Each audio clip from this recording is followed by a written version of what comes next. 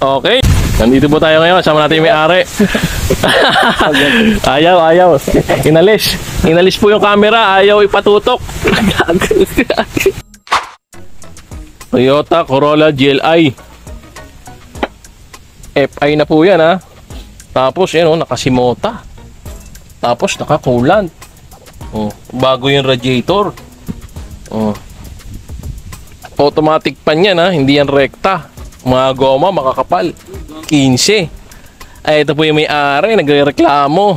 Hindi malaman kung ibebenta. Hindi po siya pambenta. 4K po yan. Tanong kung mabibenta pa raw 50. Kayo na ho mag-decide kung kukunin nyo ng 50 to. Saan ka nakakita? GLI Corolla. Lamig ng aircon.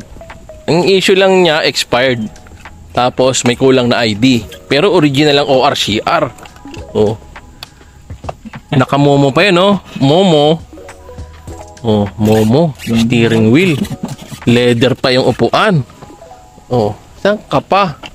Lahat tayong bubong. May mga lang, kupas-kupas lang. Yan, GLI nga, Tsaka yung likod niya, GLI na GLI. Diba? Tapos, nakatambutso. HKS. Hindi ka maselan sa pintura, pwede na sa'yo to. Yung utol andito rin. Baka may gusto kang i-shout out. Mga tropa mo dito sa San Pedro. Panay po ang punas niya, Mahal na mahal niya yan. Kahit luma. Diba?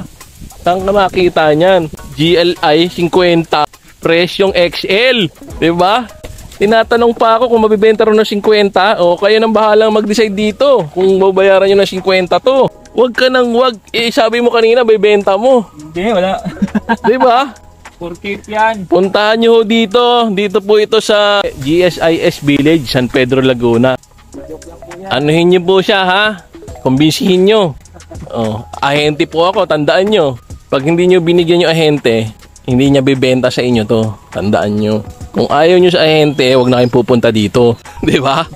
Ganun lang yun. Kasimple. May nababasa kasi nagko-comment yung ahente raw nagpapamahal ng presyo sinasabi ko na nga yung presyo 50. Butan nyo lang ako. Bahala na kayo. Kumbinsihin nyo tong may-ari. 50 raw. GLI 50 mil. Ayaw nyo. Ako lang bibili. Bye-bye.